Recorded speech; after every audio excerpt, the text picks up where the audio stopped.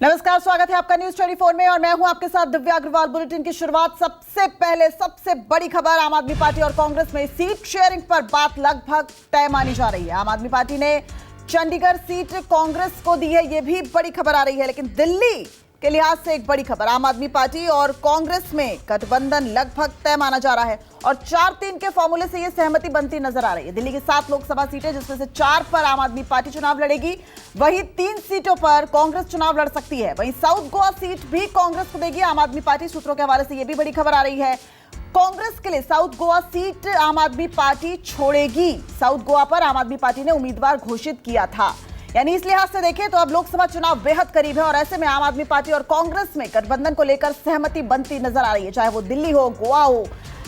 तो तमाम राज्यों में अब जो विपक्ष का गठबंधन इंडिया है उसको मजबूती मिलती नजर आ रही है। आम आदमी पार्टी ने चंडीगढ़ की सीट भी कांग्रेस को दी है, यानी जो सीट शेयरिंग का फॉर्मूला जिस पर सहमति नहीं बन रही थी और उसी को लेकर लगातार मीटिंग्स भी हो रही थी, अब उस पर देखिए जब बड़े नेताओं ने इसमें एंट्री की है। अगर उत्तर प्रदेश की बात करें तो उत्तर प्रदेश में भी यही सामने आया। अखिलेश यादव से जैसे ही प्रियंका गांधी ने बात की, सीट शेयरिंग पर सहमति बनती नजर आई और अब दिल्ली में भी यही समीकरण सामने आ रहा है। आम आदमी पार्टी ने चंडीगढ़ सीट कांग्रेस को दी है। वहीं अगर दिल्ली की बात की जाए तो दिल्ली की 7 लोकसभा सीटें, जिसमें से 4 पर आम आदमी पार्टी चुनाव लड़ सकती है, वहीं 3 सीटें कांग्रेस को दी जा सकती है। इससे पहले आम आदमी पार्टी ने 1 सीट कांग्रेस को ऑफर की थी और वहीं आम आदमी पार्टी का यह भी दावा था कि जिस तरीके का मेरिट है, चूंकि कांग्रेस विधानसभा चुनावों में देखे एमसीडी चुनाव में तो बहुत अच्छा प्रदर्शन नहीं कर पाई थी, तो उसको लेकर आम आदमी पार्टी ने 1 सीट कांग्रेस को ऑफर की थी, लेकिन कांग्रेस की तरफ से कोई जवाब नहीं आया था और अब जो 4-3 का फॉर्मूला है उस पर कहीं ना कहीं सहमति बनती नजर आ रही है।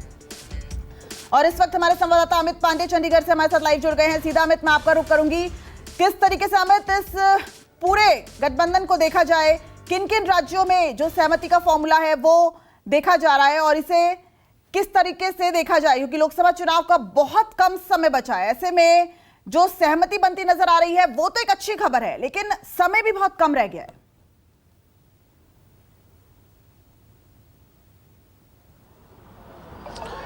जी बिल्कुल दिव्या, यही वजह है कि आम आदमी पार्टी बार बार कांग्रेस से कह रहे थे कि जल्द से जल्द जो सीट शेयरिंग का फॉर्मूला है उसको तय कर लिया जाए। दिल्ली 4-3 का फॉर्मूला जो है वो तय हो गया। इसके अलावा आपको बताऊं, गुजरात की 2 सीटें जो हैं वो आम आदमी पार्टी को दी गई है, जिसमें भावनगर और भरूच, ये 2 सीटें हैं जहां पर आम आदमी पार्टी अलायंस के साथ चुनाव लड़ेगी। इसके अलावा आपको बताते गोवा में आम आदमी पार्टी ने अपने एक उम्मीदवार के नाम की घोषणा की थी, लेकिन अब जो समझौता हुआ है उसमें उसके मुताबिक साउथ गोवा सीट पर जो आम आदमी पार्टी ने अपना उम्मीदवार उतारा था उसे वापस लेगी। अब वो सीट जो है कांग्रेस को दे दी गई है, यानी कि गोवा में आम आदमी पार्टी किसी भी सीट पर चुनाव नहीं लड़ेगी, ये समझौते के तहत तय कर लिया गया है। गुजरात में 2 सीटें जो हैं उस पर आम आदमी पार्टी के उम्मीदवार जो है वो लड़ेगा, ये तय हो गया। इसके अलावा सबसे महत्वपूर्ण जो बात थी वो पंजाब और चंडीगढ़ को लेकर थी, तो ये साफ हो चुका है कि पंजाब में दोनों पार्टियां अभी तक जो बार बार कह रही थी अकेले लड़ेंगी, तो साफ तौर पर अब ये देखने को मिल रहा है कि शायद अब पंजाब में अलायंस नहीं होगा, दोनों पार्टियां जो हैं वो अकेले ही चुनाव लड़ेंगी। क्योंकि पंजाब की जब भी बात होती थी, चाहे भगवंत मान हो या अरविंद केजरीवाल हो, दोनों चंडीगढ़ को साथ लेकर चुनाव लड़ने की बात कर रहे थे। जब भी बात होती थी तो ये कहा जाता था कि 14 की 14 सीटों पर चुनाव लड़ेंगे, लेकिन अब चंडीगढ़ की जो सीट जो है वो कांग्रेस को दे दी है, यानी साफ तौर पर यह है कि समझौते में चंडीगढ़ सीट जो है वो आम आदमी पार्टी ने छोड़ दिया है और अब यहाँ पर जो उम्मीदवार होगा। बहुत बहुत शुक्रिया अमित इस पूरी अपडेट के लिए। वहीं दूसरी खबर का रुख कर लेते हैं।